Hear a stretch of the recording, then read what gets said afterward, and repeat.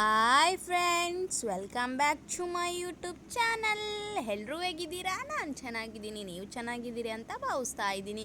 ನೋಡಿ, ನಾವು ಜೋಳದ ರೊಟ್ಟಿದು ಇವತ್ತು ರೆಸಿಪಿ ಮಾಡ್ತಾ ಇದ್ದೀನಿ. ಇಷ್ಟ ಆದರೆ ಒಂದು ಲೈಕ್ ಮಾಡಿ, ಶೇರ್ ಮಾಡಿ, ಕಮೆಂಟ್ ಮಾಡಿ, ಹಾಗೆ ಸಬ್ಸ್ಕ್ರೈಬ್ ಮಾಡಿ. ವಿಡಿಯೋ ನೋಡಿ, ನಿಮ್ಮ ಸಪೋರ್ಟ್ ನಮಗೆ ಇರಲಿ ಯಾವಾಗಲೂ.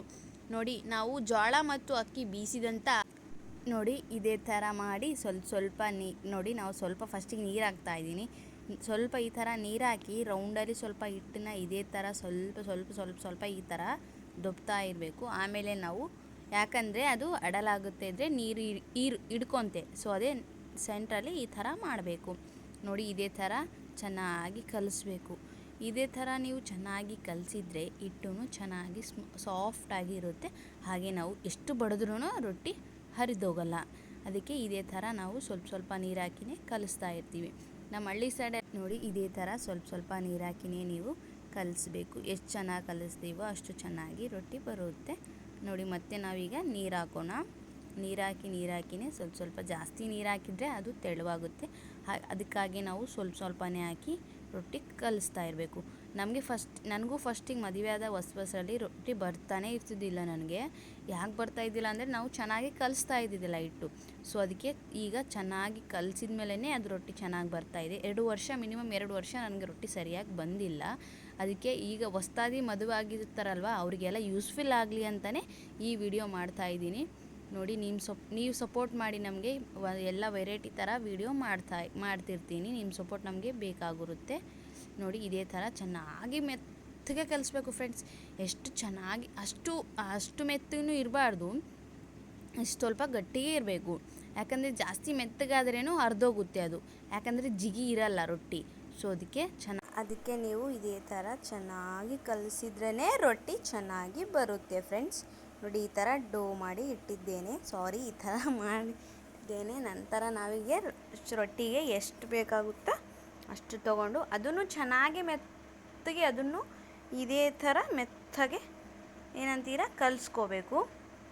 ನೋಡಿ, ಇದೇ ಥರ ಮಾಡಬೇಕು. ಈ ಥರ ಮಾಡಿದ ಮೇಲೇ ಅದು ರೊಟ್ಟಿ ಚೆನ್ನಾಗಿ ಬರುತ್ತೆ. ಬನ್ನಿ, ಈಗ ಈ ಥರ ಮಾಡಿದ್ದೇನೆ ನೋಡಿ ಒಂದು ಪೇಡಾನ.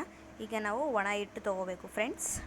ಒಣ ಹಿಟ್ಟು ತೊಗೊಂಡು ಅದು ಸ್ವಲ್ಪ ಇದೇ ಥರ ಇದು ಬಂಡೆ ಮೇಲೆ ಹಾಕಿ ಸ್ವಲ್ಪ ಈ ಥರ ಹೊಡಿಬೇಕು. ಫಸ್ಟಿಗೆ ಒಂದೇ ಕೈಲಿಂದನೇ ಈ ಥರ ಹೊಡಿಬೇಕು. ಬರ್ತಾ 2 ಕೈ ಯೂಸ್ ಮಾಡ್ಬೋದು. ನೋಡಿ, ಒಂದು ಕೈ ಹಾಗೆ ತಿರ್ಸ್ತಾ ಇರುತ್ತೆ, ಯಾಕಂದರೆ ಅದು ರೌಂಡ್ ಶೇಪ್ ಬರುತ್ತೆ ಒಂದು ಕೈಯಿಂದ. ನೋಡಿ, ಈ ಥರ ಈಗ 2 ಕೈ ಯೂಸ್ ಮಾಡಿ ಬಡಿಬೇಕು. ಚೆನ್ನಾಗಿ 2 ಕೈ ಯೂಸ್ ಮಾಡಿ ಬಡಿದ್ರೆ ಈ ಥರ ಬಡ್ದು ತಿನ್ನಿದ ಮೇಲೇ ರೊಟ್ಟಿ ಚೆನ್ನಾಗಿ ಬರುತ್ತೆ. ಅದು ನಾವು ಲಟ್ಟಿಸಿ ತಿಂತೀವಿ ಅಂದರೆ ಅದು ಈ ಥರ ಮೆತ್ತಗೆ ಬರಲ್ಲ ಫ್ರೆಂಡ್ಸ್. ಸೊ ಅದಕ್ಕೆ ನೋಡಿ, ಈಗ ಇದೇ ಥರ ಸ್ವಲ್ಪ ಹಿಟ್ಟು ಹಾಕ್ತಾ ಇರಬೇಕು ಕೆಳಗಡೆ, ಯಾಕಂದರೆ ಅದು ರೊಟ್ಟಿ ತಿರುಗಬೇಕಲ್ವಾ.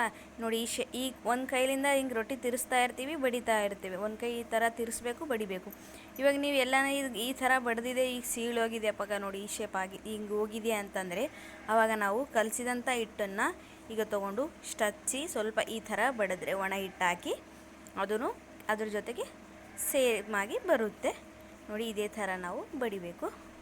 ನೋಡಿ, ಯಾವ ಥರ ಆಗಿದೆ ಅಂತ ಶೇಪ್ ತೋರಿಸ್ತಾ ಇದ್ದೀನಿ ರೊಟ್ಟಿದು. ನೋಡಿ, ಎಷ್ಟು ತೆಳುವಾಗಿದೆ ನೋಡಿ, ಮತ್ತು ಅಷ್ಟು ದಪ್ಪನೂ ಇಲ್ಲ ರೊಟ್ಟಿ. ಈಗ ಹಂಚು ಕಾದಿದೆ. ಹಂಚಿನ ಮೇಲೆ ಈಗ ರೊಟ್ಟಿನ ಹಾಕೋಣ.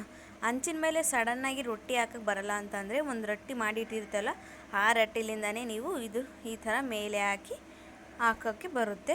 ನೋಡಿ, ನಾನು ಅದೇ ಥರ ಹಾಕ್ತೀನಿ. ನಾನು ಅದಕ್ಕೆ ಫಸ್ಟ್ ಟೈಮ್ ನನಗೂ ಬರ್ತಾ ಇದ್ದಿದ್ದಿಲ್ಲ ರೊಟ್ಟಿ.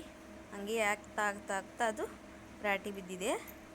ನೋಡಿ, ಈಗ ಸೈಡಲ್ಲಿ ಮತ್ತು ತಿರ್ಸಿ ನಾವೀಗ ಅದನ್ನು ಬೇಯಿಸ್ಕೋಬೇಕು. ಚೆನ್ನಾಗಿ ಬೇಯಿಸ್ಬೇಕು. ಇದೇ ಥರ ಅದು ಸೈಡಲ್ಲಿ ಒತ್ತಾ ಇದ್ರೂ ಅದು ಬೇಯುತ್ತೆ, ಜಲ್ಲಿನೂ ಬೇಯುತ್ತೆ. ನೋಡಿ, ಆ ಥರ ಒತ್ತಿದ್ರೇ ಅದು ಉಬ್ಬಿ ಬರುತ್ತೆ ಅಲ್ವಾ ಫ್ರೆಂಡ್ಸ್. ನೋಡಿ, ಯಾವ ಥರ ಉಬ್ಬಿ ಬರ್ತಾ ಇದೆ.